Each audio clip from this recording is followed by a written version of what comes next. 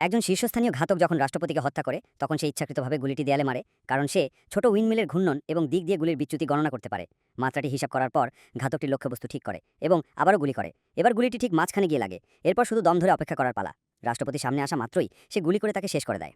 প্রথমেই তার দেহরক্ষী ঘাতককে খুঁজতে দূরবীন বের করে, কিন্তু লোকটি তখনও তার রাইফেল হাতে রেখেছিল এবং ইচ্ছাকৃতভাবে আলোতে ঝলকানি করে যাতে তার দেহরক্ষী তাকে দেখতে পায়।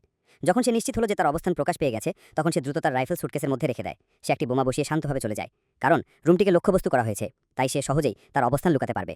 চলে যাওয়ার আগে সে সতর্কবার্তা বাজিয়ে দেয় যাতে সব পুলিশের মনোযোগ সেদিকে চলে যায়। এরপর সে আগে থেকে তৈরি থাকা গাড়িতে উঠে শান্তভাবে হোটেল ছেড়ে চলে যায়। কিছুক্ষণ পরেই পুলিশ আসে। ঘাতকটি হালকা হাসে এবং একটি পার্কিং লটে যায়, আর একটি গাড়িতে ওঠে এবং আগের গাড়িটি বোমায় উড়িয়ে দেয়। এতে কোনো প্রমাণ থাকবে না। এরপর সে সীমান্তের দিকে ড্রাইভ করে বিদেশে পালিয়ে যায়। যদি কোনো পুলিশ তাকে চেক করে তাহলে কোনো সমস্যা হবে না, কারণ কে সন্দেহ করবে যে সুটকেসে একটি রাইফেল আছে। যখন দেশের রাষ্ট্রপতিকে হত্যা করা হয় তখন পুলিশ সভাপতি তাকে ধাওয়া করবে, তবে তাদের কাছে একমাত্র সূত্র ছিল লোকটি চলে যাওয়ার সময় তার পিছনের দিক থেকে তোলা ছবি। বন্দুকধারীর অবস্থান থেকে রাষ্ট্রপতির হত্যাস্থান পর্যন্ত দূরত্ব ছিল ৩৮০০ মিটার, অথচ বিশ্ব রেকর্ড ৩৫০০ মিটার। যদি কেউ এটি করে থাকে তাহলে শুধু বন্দুকের ব্যারেলের দৈর্ঘ্যই ১ মিটারের বেশি হবে। কিন্তু একটি ছোট সুটকেসে এত বড় একটি রাইফেল রাখা সম্ভব নয়, আর ঘটনাস্থলে কোনো বন্দুকও পাওয়া যায়নি। এর মানে হলো ঘাতকটি এমন একটি কাস্টমের স্নাইপার রাইফেল ব্যবহার করেছে যা খুলে ফেলা যায়, এবং সে সেটিকে সুটকেসের মধ্যে লুকিয়ে রেখেছিল। তার অপর ঘাতকটি যথেষ্ট চালাক ছিল যে সে রাইফেলটি নিয়ে চলে গেছে। এমন দক্ষ প্রতিপক্ষের বিরুদ্ধে পুলিশ কোনো ঝুঁকি নিতে চায়নি, তাই তারা একটি বিশেষ তদন্ত দল গঠন করে এবং প্রতিজ্ঞা করে যে এই রহস্যময় ব্যক্তিকে তারা খুঁজে বের করবে। কিন্তু তারা জানতো না যে এই হত্যার পর ঘাতকটি স্পেনে তার আরামদায়ক বাড়িতে ফিরে গেছে। তার একটি সুখী পরিবার আছে, একজন কোমল এবং বুদ্ধিমান স্ত্রী এবং একটি প্রাণবন্ত ছেলে। তবে তার স্ত্রী তার কাজ সম্পর্কে কিছুই জানত না। তিনি শুধু জানতেন যে তার স্বামী ভালো আয় করেন। বাড়িতে ফিরে সে তার স্টাডি রুমে ল্যাপটপ খোলে এবং তার বসের কাছে তার পারিশ্রমিক দাবি করে, যা ছিল ৩.৭৫ মিলিয়ন ইউরো। তবে তার বস শুধু দুটি সাধারণ শব্দ লিখে পাঠায়। স্ক্রিনে সেই জ্বলন্ত লাল শব্দগুলো দেখে ঘাতকটির মুখে একটি গভীর হাসি ফুটে ওঠে।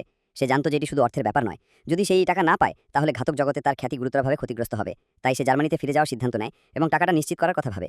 তার স্ত্রী তাকে বিমানবন্দরে পৌঁছে দিতে যায়। যখন তার স্ত্রী চলে গেল তখন সে তৎক্ষণাৎ একটি ট্যাক্সি ধরে একটি লুকানো গুদামে যায়। সেখানে সে যত্ন করে রাখা বিভিন্ন দেশের পাসপোর্ট এবং নগদ টাকা বের করে। ঘাতকটি ভেবেছিল সে পালাতে পেরেছে, কিন্তু তার চলে যাওয়া স্ত্রী ঝুঁসা নিল তাকে ট্যাক্সিতে উঠতে দেখেছিল। এতে তার স্ত্রী সন্দেহ করে এবং তৎক্ষণাৎ তার স্বামীকে ফোন দেয়, কিন্তু ফোনটিকেও ধরেনি। এই মুহূর্তে তার মনে ঢেউ ওঠে। সে সন্দেহ করতে শুরু করে যে তার স্বামীর অন্য কোনো সম্পর্ক আছে। কিছুক্ষণ পরে ঘাতকটি সফলভাবে জার্মানিতে পৌঁছে যায়। যখন সে মিউনিকের দিকে ড্রাইভ করছিল তখন একটি ফোন আসে। এটি সেই মহিলা ক্লায়েন্টের কাছ থেকে যে তার সাথে আলাদাভাবে দেখা করেছিল। সে আবার দেখা করার প্রস্তাব দেয়, কারণ সে এমন একটি ব্যবসার ব্যাপারে কথা বলছিল যার মূল্য ১০০ মিলিয়ন ইউরো এবং যা গোপনীয়।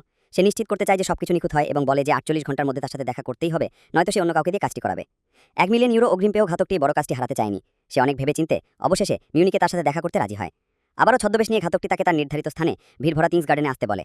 একটি লম্বা বেঞ্চে দুজন আবার দেখা করে। মহিলাটি আবার দেখা করতে চেয়েছিল কারণ তার পেছনের শক্তি মনে করেছিল যে ১০০ মিলিয়ন ইউরোর খরচ খুব বেশি।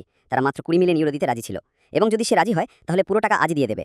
মহিলাটি দর কষাকষি করবে তা ঘাতকটি ভাবেনি। সে তার নাক ঘষে, কারণ আগের কাজটির পারিশ্রমিক এখনও সে পায়নি। সে দ্রুত লাভ ক্ষতি হিসাব করতে থাকে।